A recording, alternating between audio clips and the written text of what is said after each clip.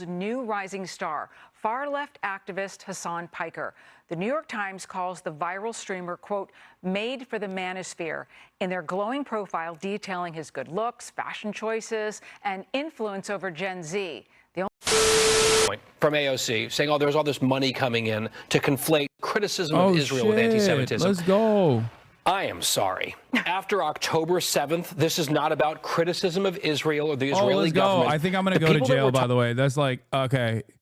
This might actually cause me to go to jail, low-key, but high-key. Genocidal slogans about the Jewish state. Yeah. They talk about intifada glowingly. They support Hamas, a genocidal terrorist I might literally group with American be going to blood jail on their hands.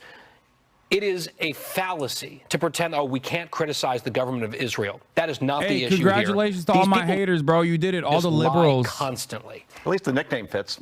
Piker. What does that mean? Definitely a piker, this guy. So, you know, Lauren, I feel like there's been almost a theme here throughout these last hour and a half, and is that the Democrats are still trying to find a direction. They're still trying to find someone. And it's just so surprising, some of the people who are floating to the top. Did you see, maybe a month ago, Pete Buttigieg went on a podcast, an all-male podcast with a largely male audience. And the first thing I noticed, and I thought it was just me because I pick up on these little things, I'm like, oh, he looks different. He had a beard. And then going into the podcast, he said a curse word. And I was like, what happened to Pete Buttigieg? They're trying to portray this manly image because they realize they lost a lot of young voters, specifically young men voters, and they're trying to bring them back by bringing manly back again. But I'm not sure this is how you do it. Just make sure to, hey guys, remember, Ethan was called a Zionist for calling himself a Zionist, and who could say what's more harmful overall? Who could say what's more harmful overall? Any day now. Sure, there'll be think pieces written about it that will inevitably lead to the government changing their attitude and arresting people for being pro-Israel.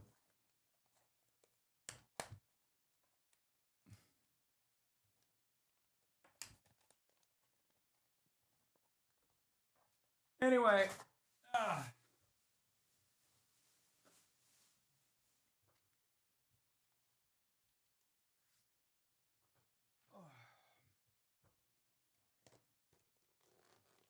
is there a way to go back? Wait, we'll try to see if we can find the full. Rewind 8 minutes right after the ad break for your segment. Oh, hell yeah. Thank you. Advertise to grow your business today. Thank you for finding this, Demasius. Alex Palou looks to continue for Let's see. personal journey. How many times is like Asmongold and shit talked about cancel culture and how people are trying to cancel him and how they're free speech defenders? Will they come to my defense? Will they actually come to my defense? Who knows? Who knows?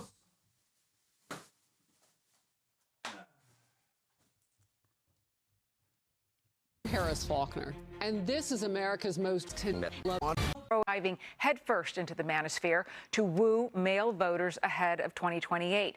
But they'll have to compete with the digital bro world's new rising star, far-left activist Hasan Piker. The New York Times calls the viral streamer, quote, made for the manosphere, in their glowing profile detailing his good looks, fashion choices, and influence over Gen Z. The only thing they forgot to mention is his pro-Hamas radical anti-Semitic views. Watch.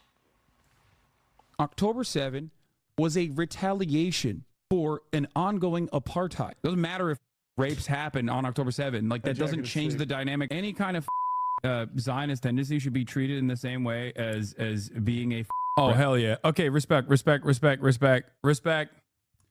I thought, I mean, the doesn't matter. It doesn't change the dynamic. For me, one is out of context, but they're doing the thing.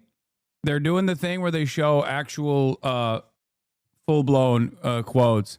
YouTube Hasanabi, what the fuck? Rabid neo-Nazi. You shouldn't even let someone be the local dog catcher as if they've ever exhibited positive feelings about the state of Israel. And there's more where that came from. But the internet doesn't care. TikTokers can't get enough of him.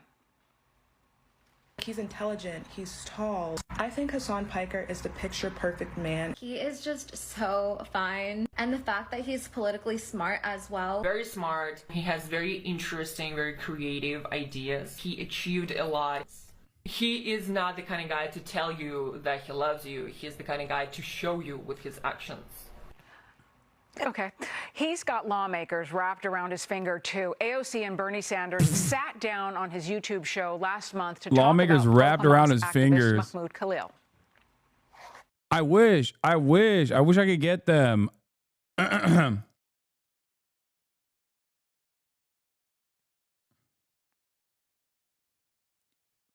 I wish I could fucking get them to take action. I wish I had them wrapped around my fingies, you know?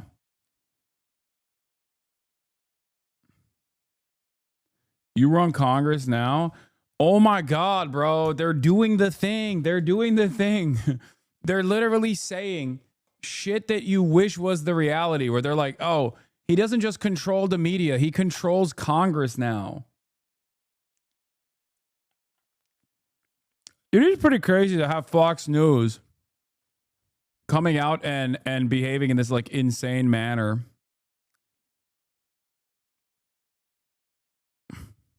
The erosion of civil liberties is happening all around. I'm, of course, talking about Mahmoud Khalil. It goes without saying that there is still profound money and interest that remains dedicated on both sides of the aisle in trying to marginalize and also conflate criticism of Israel as anti-Semitism. Right.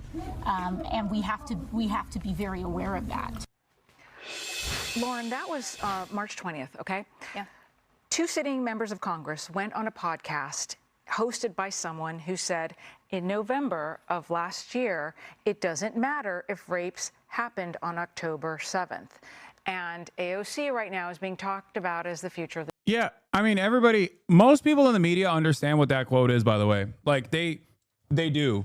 And I've had people who are I've had people who I wouldn't even expect to be charitable to me reach out about that as well. The Democratic Party. Yeah, I know. And that female in the TikTok video said, he's the type of guy not to tell you that he loves you, but to show you that he loves you. And we just quoted him as saying, doesn't matter if rape. Yeah, don't listen to before or after. Guys, do you think this will cause Ethan's community to self-reflect? I don't think so. I'm joking. Of course not. Happened on October 7th. And AOC, you're right, and Bernie Sanders sitting down with him. A Democrat from New York, Congressman Richie Torres, actually wrote a letter to the companies that host his podcast. And he said he's an apologist for October 7th, but also he's anti-American and an apologist for 9/11. That Dude. Think about Richie Torres, who's supposed to be a progressive. You're a YouTuber podcaster now. I mean, I do have a YouTube. I do have a podcast. You've covered more news in the clip they showed than they are. Oh my God, you're right. I didn't even think about that.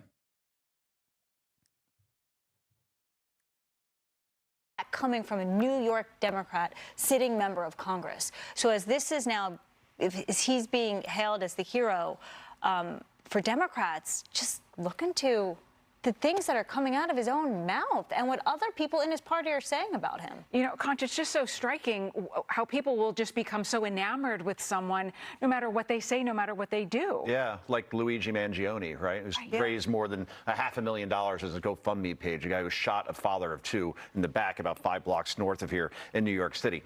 When I hear about this guy as a very popular podcaster, I don't doubt it, but he is appealing to a very far left part of the Democratic Party. A guy like Joe Rogan brings in people from all sorts of ideological stripes. Yeah, if I didn't actually bring in people from all different sorts of ideological stripes and actually actively change their minds and not become a funnel like Joe Rogan is for the, he's a funnel for the Republican Party. I am not a funnel for the Democrats, no matter how much the far left radicals, the actual radicals in my community keep saying I am.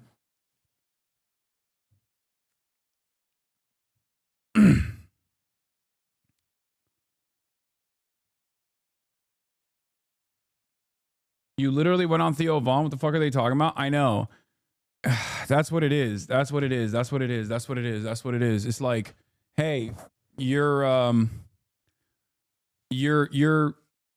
radicalizing people.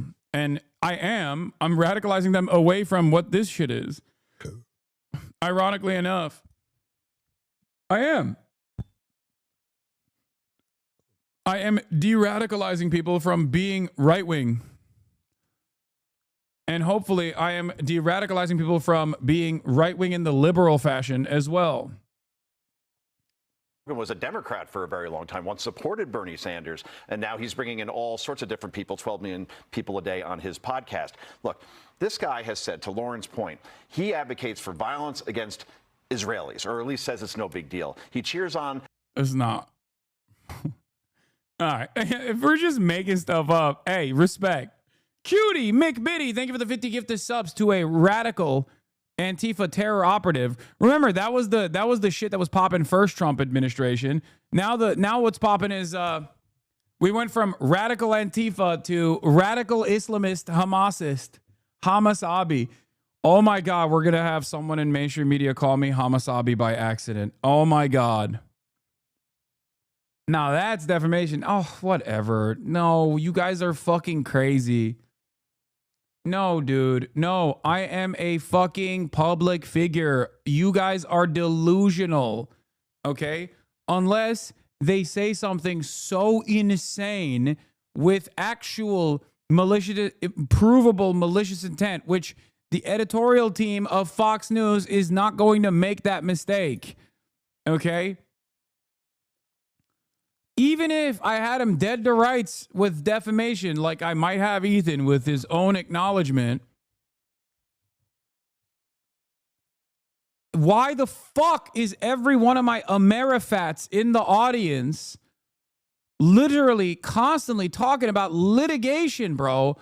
Oh my God, we do need tort reform in this country. Holy shit, I'm becoming a fucking reactionary conservative. Unironically, what is this? Why are we the most litigious nation on the planet, dude? Every American goes, oh, my burger? Oh, my burger. This guy said something mean about you. Time to sue. Calm down, man. Holy shit. This actually is something that I'm realizing. I feel like I'm not as litigious as the average.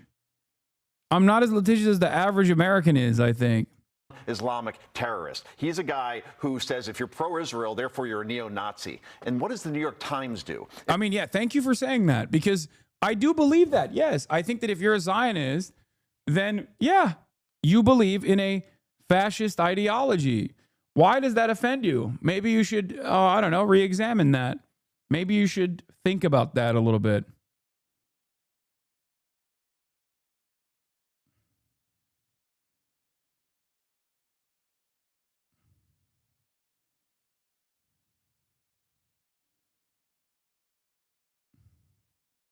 It writes a glowing puff piece on this guy. I mean, an AOC, to your point, Bernie Sanders as a Jew sits down with this person after that. That's unbelievable. And AOC, that's not surprising because she's... Yeah, wow. That's unbelievable. Bernie Sanders as a Jew, how dare you sit down with someone who might disagree with you on the issue of Israel to a certain degree, but still understands the importance of building solidarity amongst the working class as one of the only games in town in terms of being able to translate working class messaging and agitated propaganda to a broad audience of Americans who are completely deluded to class politics. How could that happen?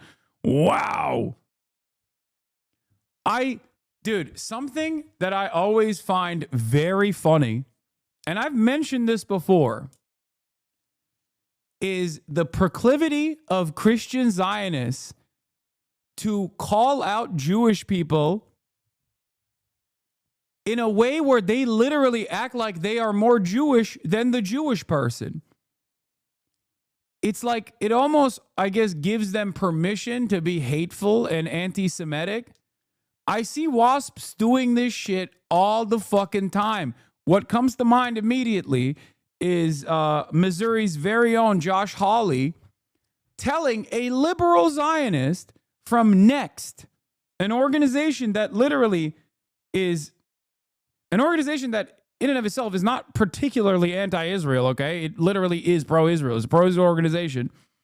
Telling a liberal Zionist Jewish man wearing a fucking IDF badge on his chest that he doesn't know what the fuck he's talking about dealing with anti-Semitism. He's like, how dare you, Jew, respond to me, a Christian man, about how I should be dealing with anti-Semitism. I will fight anti-Semitism better than you, Jew. Get out of my face.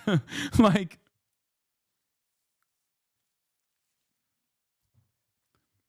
it's pretty nutty.